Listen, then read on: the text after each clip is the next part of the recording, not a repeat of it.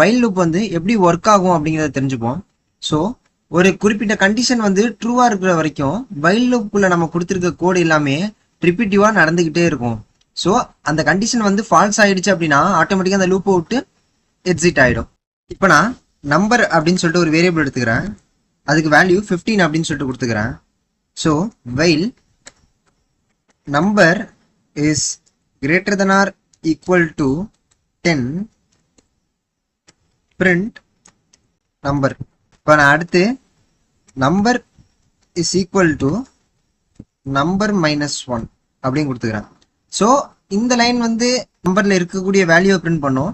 இந்த லைன் வந்து ஒவ்வொரு ஐட்ரேஷனுக்கும் இந்த நம்பர் இருக்குல்ல இதோட வேல்யூவை ஒன்று ஒன்றா குறைச்சிக்கிட்டே வரும். ஸோ இப்போ நான் இதை ரன் பண்ணி காட்டுறேன். எனக்கு அவுட்புட்டில் 15லேருந்து ரிவர்ஸில் 10 வரைக்கும் பிரிண்ட் ஆயிருக்கு. ஸோ இந்த 10க்கு ஈக்குவலாக இருக்கிற வரைக்கும், அதாவது ஈக்குவல் அப்படின்னா கிரேட்டராக இருக்கிற வரைக்கும் நீ வந்து இதை பிரிண்ட் பண்ணு அப்படின்னு சொல்லியிருக்கேன். அதனால அது 15லேருந்து 10 வரைக்கும் பிரிண்ட் ஆயிருக்கு. இப்போ நான் ஜஸ்ட் இந்த ஈக்குவல் டு ரிமூவ் பண்ணிட்டேன் அப்படின்னா 10க்கு கிரேட்டராக இருக்கக்கூடிய நம்பர், அதாவது 11ஓட அது ஸ்டாப் ஆகணும். மறுபடியும் ரன் பண்ணலாம். எஸ், நமக்கு அவுட்புட்டில் 15லேருந்து 11 வரைக்கும் ஸ்டாப் ஆயிருக்கு. இதுதான் வந்து வைல் லூப்.